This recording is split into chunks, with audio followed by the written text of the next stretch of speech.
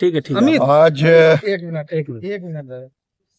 हाँ एक मिनट हाँ दादा। आज अटल जी का जन्म जयंती बेगूसराय में आईओसीएल के सहयोग से गांधी स्टेडियम का पेवेलियन, अटल पेवेलियन के रूप में हम लोगों ने खिलाड़ियों के द्वारा समर्पित करवाया।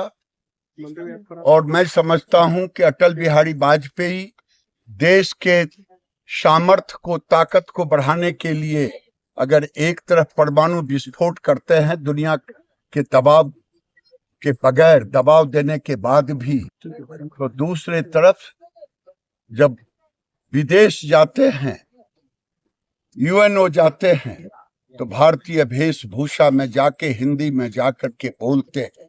वहीं 1971 में जब 71 का युद्ध होता है, विपक्ष के नेता के रूप में होते हैं, तो कहते हैं एक देश एक नेता है। लेकिन दुर्भाग्य है आज जो विपक्ष के नेता हैं एलओपी, वो एलओपी नहीं है, बल्कि एक ब्लैक बेल्ट लिए हुए बाउंसर की भूमिका में रहते हैं और सांसदों को अपने ताकत के बल पे फिजिकल धक्का देते हैं। और बाबा साहेब अंबेडकर से पूरी जिंदगी नफरत करते हुए कांग्रेस ने बाबा साहेब अंबेडकर को केवल 2 बार हराने का काम नहीं किया, केवल उन्हें मंत्रिपरिषद से इस्तीफा देने के लिए मजबूर ही नहीं किया,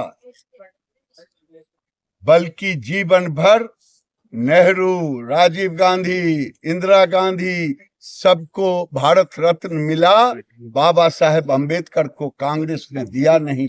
उसे देश से माफी मांगनी चाहिए। वो झूठी बात फैला करके अपने को, अपने चेहरे को, अपने कृतित्व, जो घृणित काम किया है उससे पीछा नहीं छोड़ा सकता, जो पाप उसने किया है। अरविंद केजरीवाल दिल्ली में फ्री की योजना का लगातार घोषणा कर देश अरविंद केजरीवाल जैसे भ्रष्ट व्यक्ति को अब वो कोई भी नौटंकी कर ले, दिल्ली उन्हें स्वीकारने वाला नहीं। मैं आज अटल जी के जन्म जयंती पर मैं इतना कहूंगा कि बिहार का जो चुनाव होने वाला है 2025, वो किसी को कंफ्यूजन में नहीं रहना चाहिए। लालू जी लाख तुम्बा फेरी कर ले, नीतीश कुमार के नेतृत्व में एनडीए का चुनाव होगा और बिहार में फिर से एनडीए की सरकार बनेगी।